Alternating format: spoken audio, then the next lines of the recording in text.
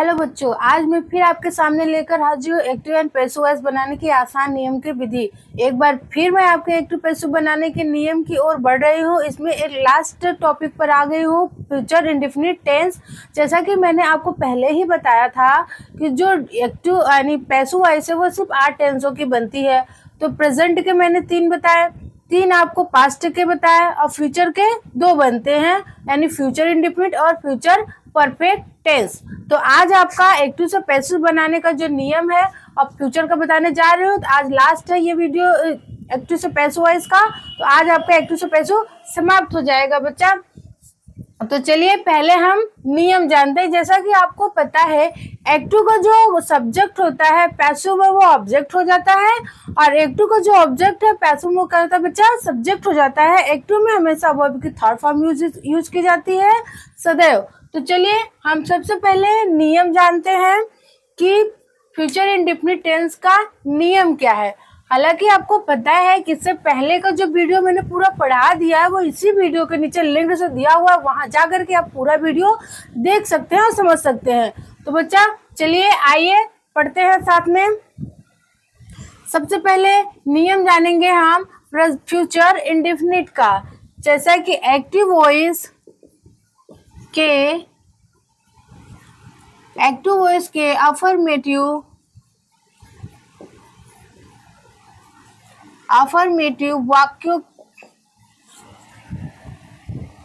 वाक्यों में सहायक क्रिया यानी हेल्पिंग वर्ब क्या लगाते हैं बच्चा, बताइए जल्दी से। एक्टिव वॉइस के अफर्मेटिव वाक्यों में सहायक क्रिया विल या शैल, विल या शैल आती है, और मुख्य क्रिया यानी मेन वर्ब जो होता है मुख्य क्रिया की फर्स्ट फॉर्म आती है। कौन सी फॉर्म आती है बच्चा, फर्स्ट फॉर्म आती है। ठीक, अब चलिए ये तो रहा आपका एक्टिव यानी ये पूरा टेंस हुआ आपका। अब हम इससे जब पैसिव वॉइस बनाएंगे तो उसमें सहायक क्रिया क्या होती है, उसकी मुख्य क्रिया क्या होती है वो हम जानेंगे। पैसिव वॉइस के अफर्मेटिव वाक्यों में सहायक क्रिया शैल बी या विल बी, शैल भी या विल भी आती है। अब बच्चा आप सोच रहे होंगे कि शैल भी कहाँ लगाएंगे और विल भी कहाँ लगाएंगे। आपको हमेशा बता दें कि जो शैल भी है ये आई और वी के साथ लगता है, बाकी सभी कर्ताओं के साथ विल भी का प्रयोग होता है। और मुख्य क्रिया की कौन सी फॉर्म आती है बच्चा, थर्ड फॉर्म आती है।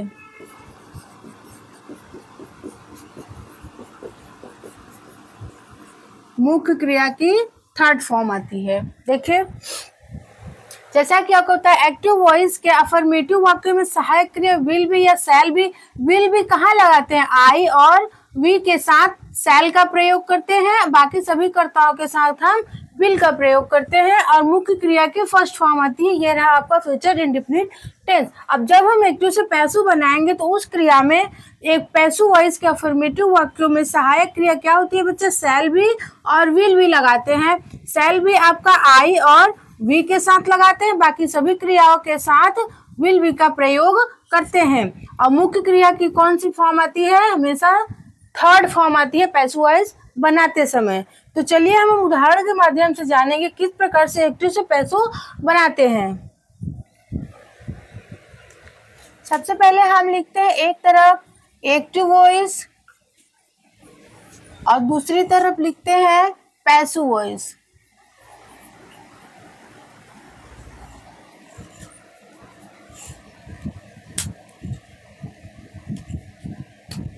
पहला एग्जाम्पल हम लिखते हैं we shall learn the poem, we shall learn the poem. देखिए हम पोएम याद करेंगे, ठीक। इसमें वी के साथ क्या आया बच्चा, सेल। जैसे कि मैंने आपको पहले भी बताया दिया है कि आई और वी के साथ सेल का प्रयोग करेंगे, बाकी सभी कर्ताओं के साथ हम विल का प्रयोग करते हैं। ठीक बच्चा, अब मैंने आपको ये भी बताया है कि जो इसका ऑब्जेक्ट है वो पैसों बनाते टाइम सब्जेक्ट बन जाएगा और जो सब्जेक्ट है वो आपको ऑब्जेक्ट में कन्वर्ट हो जाएगा। ठीक, तो पहले लिखते हैं द पोयम विल बी। अब लर्न का क्या हो जाएगा, थर्ड फॉर्म हो जाएगा आपका, तो लर्न हो जाएगा। बाई वी का क्या हो जाएगा बच्चा, अस। देखिए ये आपका चेंज हो जाएगा। ठीक, अब सेकंड जानेंगे हम निगेटिव। ये रहा आपका अफर्मेटिव। अब हम निगेटिव सेंटेंस जानेंगे। He will do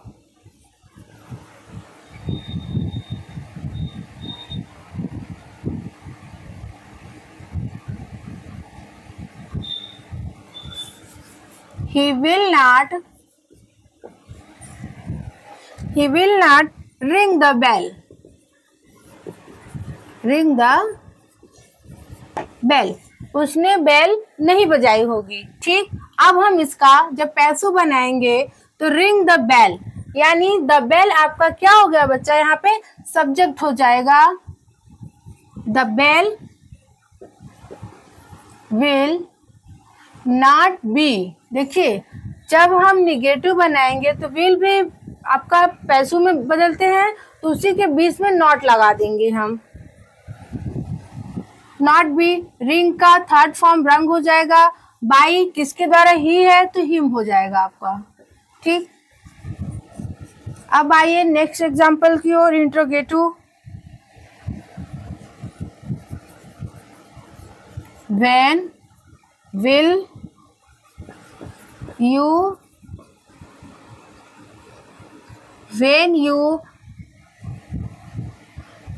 when will you pay the money।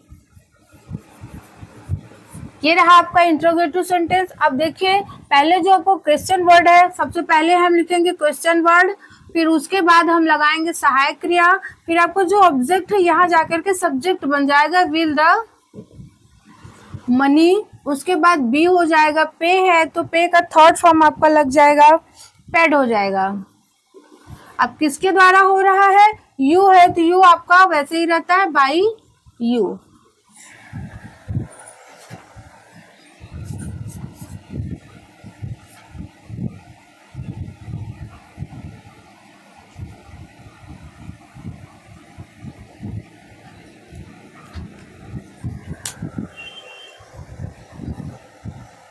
तुके पढ़ावे हुआ का। चलिए बच्चों, ये रहा आपका फ्यूचर इंडेफिनिट टेंस। पहला है आपका, यानी ये अफर्मेटिव होगा, नेगेटिव होगा और इंट्रोगेटिव होगा। अफर्मेटिव आपका we shall learn the poem, और उसका ये पैसिव बन रहा, the poem will be learn by us. He will not ring the bell आपका एक्टिव हुआ, पैसिव बनाते time the bell will not be rung by him. ये रहा आपका interrogative, when will you pay the money, when will the money be paid by you. ये इतना आपका future indefinite यहाँ समाप्त होता है। अब हम नेक्स्ट टेंस बताएंगे आपको, फ्यूचर परफेक्ट टेंस। चलिए अब हम आपको बताने जा रहे हैं फ्यूचर परफेक्ट टेंस का एक्टिव से पैसिव में कैसे कन्वर्ट करते हैं। आप सोच रहे होंगे पहले फ्यूचर कंटिन्यूअस टेंस आता है, तो देखिए फ्यूचर कंटिन्यूअस टेंस आता है लेकिन उसकी पैसिव वॉइस नहीं बनती है, इसलिए उसे हम नहीं बता रहे हैं। तो अब बनेगा फ्यूचर परफेक्ट टेंस। ठीक, चलिए सबसे पहले हम इसके नियम को जानते हैं।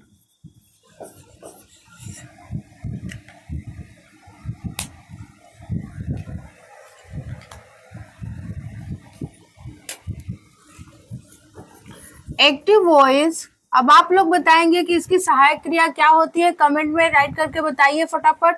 एक्टिव वॉइस के अफर्मेटिव वाक्यों में सहायक क्रिया, जल्दी बताइए कौन सी सहायक क्रिया लगती है। सहायक क्रिया will have and shall have आती है तथा मुख्य क्रिया यानी मेन वर्ब, मुख्य क्रिया की थर्ड फॉर्म आती है। कौन सी फॉर्म आती है बच्चा? थर्ड फॉर्म आती है। ये तो रहा आपका एक्टिव वॉइस। अब देखिए, अब पैसिव वॉइस जब हम बनाते हैं तो उसके क्या रूल होते हैं। पैसिव वॉइस के अफर्मेटिव वाक्यों में सहायक क्रिया यानी हेल्पिंग वर्ब जो होती है, कौन सी होती है? विल हैव बीन या शैल हैव बीन। अब प्लस यहाँ पे वर्ब की थर्ड फॉर्म आती है। कौन सी फॉर्म आती है? थर्ड फॉर्म आती है। देखिए, फ्यूचर परफेक्ट टेंस, जैसा कि आपको रूल नियम पता है, अगर नहीं पता है तो आप इसी वीडियो में वहां जाकर के आप पूरा का पूरा टेस्ट देख सकते हैं। मेरे द्वारा पढ़ाया गया है बहुत ही आसान और सरल नियम में, आप जाकर के वहां पे अच्छे से देख लीजिएगा। एक्टिव वॉइस के अफर्मेटिव वाक्यों में सहायक क्रिया विल हैव या शैल हैव आती है, और मुख्य क्रिया यानी उसकी जो मेन वर्ब होती है वो हमेशा थर्ड फॉर्म प्रयोग की जाती है। अब इसी तरीके से जब हम उसका पैसिव वॉइस बनाएंगे तो पैसिव वॉइस के अफर्मेटिव वाक्य में जो सहायक क्रिया होती है बच्चा, वो विल हैव बीन या शैल हैव बीन आती है, वर्ब की थर्ड फॉर्म आती है। ये आपको हमेशा हमेशा माइंड में रखना है। जब हम पैसिव वॉइस बनाते हैं या पैसिव वॉइस का जब हम टिक करने जाते हैं तो ये माइंड में रखिएगा, जब भी पैसिव वॉइस आएगा वहां पे हमेशा वर्ब का थर्ड फॉर्म ही प्रयोग किया जाता है और प्लस बाई लगा होता है वहां पे। तो चलिए अब हम उदाहरण के माध्यम से जानेंगे किस प्रकार से एक्टिव से पैसिव वॉइस में कन्वर्ट किया जाता है। एक्टिव वॉइस आपका होगा he will have done, he will have done.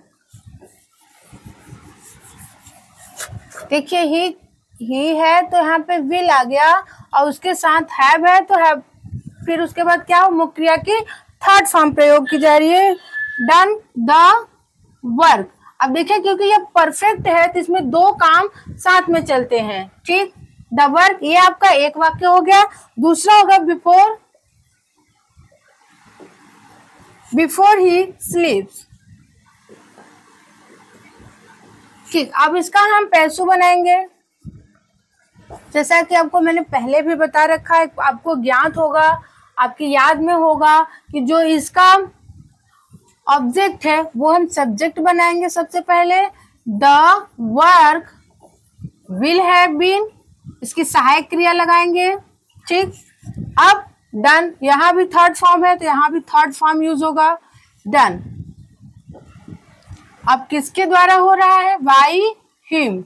अब ये वैसे का वैसे ही रहेगा, इसमें कोई चेंजेस नहीं करने हैं आपको। बिफोर ही स्लीप्स, ठीक। चलिए अब नेक्स्ट जानते हैं हम। पहले एक्टिव लिखेंगे, बाद में उसका पैसिव बनाएंगे।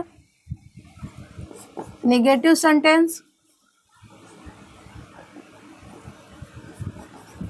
The teacher will not have, not को बीच में ले आएंगे, विल नॉट हैव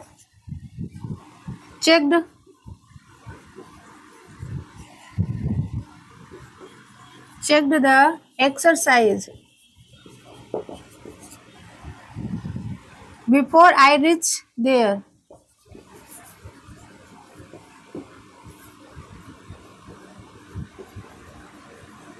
ठीक, ये रहा नेगेटिव। अब हम इसका पैसिव बनाएंगे बच्चा। पैसिव बनाते टाइम हमेशा ध्यान में रखिएगा कि इसका जो ऑब्जेक्ट है उसे हमें सब्जेक्ट बनाना है, तो द एक्सरसाइज विल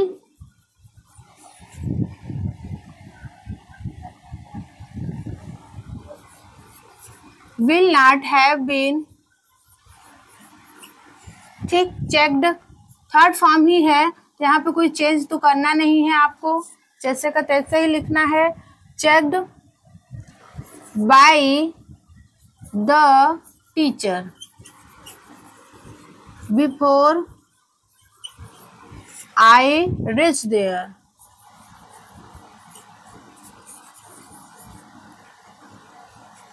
ठीक, ये रहा आपका अफर्मेटिव और निगेटिव। अब हम इंट्रोगेटिव जानेंगे किस प्रकार से बनाते हैं। एक्टिव लिखेंगे पहले, फिर उसके बाद उसका पैसिव बनाएंगे। Shall I have, shall I have given the medicine, given the medicine. ठीक, अब हम पैसिव बनाएंगे इसका। पैसिव में बच्चा जो हेल्पिंग वर्ब होती है उसे हम लिखेंगे पहले, तो वो आपका ऑब्जेक्ट के अनुसार लगेगा। ऑब्जेक्ट क्या है आपका? द मेडिसिन है, तो यहाँ क्या हो जाएगा? सबसे पहले विल द मेडिसिन। अब हैव बीन लगेगा आपका सहायक क्रिया, हैव बीन गिवन बाय मी। आई का क्या हो जाएगा? मी हो जाएगा आपका।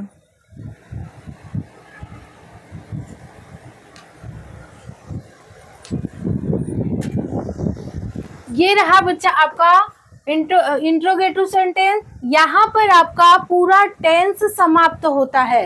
तो वीडियो कैसा लगा आपको जरूर बताइएगा, एक लाइक कर दीजिएगा अगर अच्छा लगा है तो। अगर आप चाहते हैं कि हमारा वीडियो आपके दोस्तों तक, पड़ोसियों तक पहुंचे, तो प्लीज इसे शेयर करते चलिएगा। और हाँ बच्चा, नए नए वीडियोस को देखने के लिए, क्योंकि आपके एग्जाम जो पास आ रहे हैं, तो ऐसे मोस्ट टॉपिक आपको अब से क्या है, क्वेश्चन के थ्रू आपको मोस्ट इम्पोर्टेंट टॉपिक बताएंगे कि जिससे आप एग्जाम में बहुत अच्छे नंबर पा सके। तो उसके लिए आपको नोटिफिकेशन बेल जो है वो आपको ऑन करना पड़ेगा और हमारे चैनल को सब्सक्राइब करना पड़ेगा, तभी जाकर के आप हमारे वीडियोस तक सबसे पहले देख पाएंगे। तो चलिए बच्चे, आज के लिए इतना ही। जय श्री महाकाल। तो ऐसे ही हमारे वीडियो में बने रहिए, चैनल को सब्सक्राइब करिए, लाइक करिए एंड शेयर करिए।